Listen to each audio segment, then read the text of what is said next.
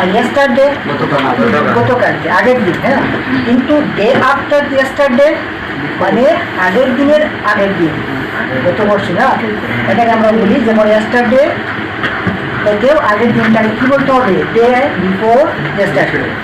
আর day after tomorrow মানে tomorrow মানে তো কালকে, ডে আফটার টুমোরো মানে টুমোরোর থেকেও পরের দিন, মানে আগামীকালের পরের দিনটা না, ঠিক আছে? এই যে ডে আফটার টুমোরো আর ডে বিফোর ইয়েস্টারডে, এটা ইউজ করতে হবে কিরকম? আর টুমোরো আর ইয়েস্টারডে তো বুঝোই, এক্সাম্পল কি আমরা করছি, ঠিক আছে? দেখো টুমোরো কিভাবে ইউজ করতে হয়।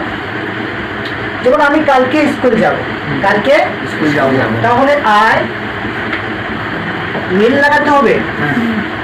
আই উইল গো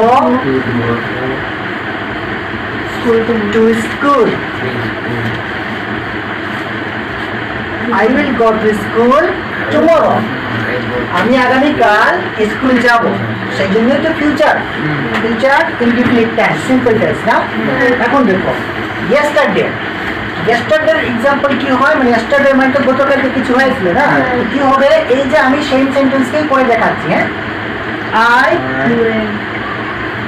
উইল হবে কি নাকি সিম্পল প্রেজেন্ট মানে কি? I went to school yesterday, ঠিক আছে? মানে ইয়েস্টারডেতে আমি গতকালকে স্কুল গিয়েছিলাম, তাই না? হয়েছে? এখন এই বাকি দুটি দেখবে কি করতে। তো ডে বিফোর ইয়েস্টারডে মানে গতকালকের আগের দিন, ঠিক আছে? তাহলে সেই দেখো আই ওয়েন্টে দিতে হবে তো আই, কারণ এটাও পাস্ট এটাও past. I went to school day before yesterday, তাই না? মানে আমি স্কুল গিয়েছিলাম কবে?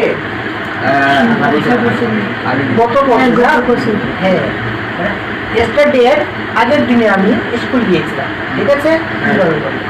আরেকটা আছে ডে আফটার টুমোরো মানে ফিউচারে হবে, কি না? তাহলে I will go to school.